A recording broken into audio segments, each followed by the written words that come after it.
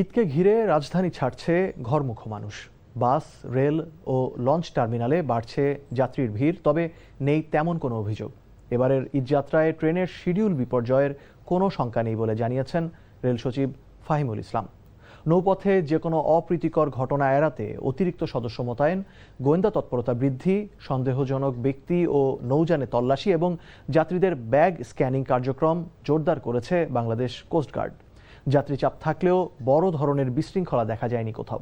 অতিরিক্ত ভাড়া আদায় ও যাত্রী হয়রানি ঠেকাতে মাঠে সক্রিয় রয়েছে আইনশৃঙ্খলা বাহিনী। রিপোর্ট করছেন আবির আহমেদ। ঈদের ছুটি শুরুর একদিন আগেই ঢাকা ছাড়তে শুরু করেছে হাজারো মানুষ। সকালে ঢাকার কমলাপুর রেলওয়ে স্টেশন পরিদর্শনে গিয়ে রেল সচিব জানান, অধিকাংশ ট্রেনই নির্ধারিত সময় অনুযায়ী স্টেশন ছেড়েছে। যাত্রাও ছিল স্বাভাবিক। 3 স্তরের কিন্তু এখন নিরাপত্তা ব্যবস্থা অন্যবারের মতোই আমরা করেছি। এটা আরও স্ট্রেংথেন করেছিল কবল দিয়ে, যেন টিকিটবিহীন যাত্রীরা ভিতরে প্রবেশ করতে না পারে। যেটা হচ্ছে যে 25% স্ট্যান্ডিং টিকিট দেওয়া হয়। আপনারা জানেন এই মুহূর্তে যে আমরা এই ব্যবস্থাটা আমরা রেখেছি। এই সময়টাতে আশেপাশে ছিনতাই, এই সমস্ত জিনিসগুলো, পিক পকেটিং, এই জিনিসগুলো বেড়ে যায়। এগুলো দিকে আমরা তৎপর আছি। দুপুরে সদরঘাট লঞ্চ টার্মিনাল পরিদর্শনে যান বাংলাদেশ কোস্ট গার্ডের মহাপরিচালক রিয়ার অ্যাডমিরাল মোহাম্মদ জিয়াউল হক।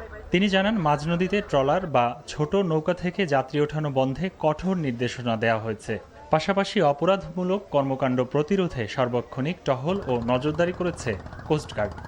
2 সপ্তাহের অধিক সময় আমরা কোস্টগার্ড, নৌ পুলিশ, বিআইডব্লিউটিএ, আনসার এবং আরও ফায়ার সার্ভিসের লোকজনদেরকে নিয়ে আমরা টহল কার্যক্রম পরিচালনা করছি, যাতে কোনোভাবেই কোনো লোক আমাদের বিআইডব্লিউটিএ কর্তৃক নির্ধারিত যে স্থান আছে লঞ্চঘাটের, সেই স্থান ব্যতীত অন্য কোনো স্থান দিয়ে এই সমস্ত লঞ্চে আরোহণ করতে না পারে।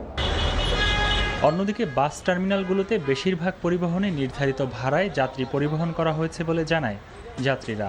ঈদের 1 সপ্তাহ আগে থেকে প্রচুর ভিড় থাকে, চাপ থাকে, সেখানে এখানে তেমন একটা ভিড় দেখছি না। এখানে নর্মালি সব ঠিকভাবে যাচ্ছে আর কি। আইন শৃঙ্খলা বাহিনী বিভিন্ন জায়গায় নিয়োজিত আছে, ওই সুবাদে আমি আশা করি ইনশাআল্লাহ আগের তুলনায় যানজট অনেকটাই কম হবে। আবির আহমেদ, এনটিভি নিউজ, ঢাকা।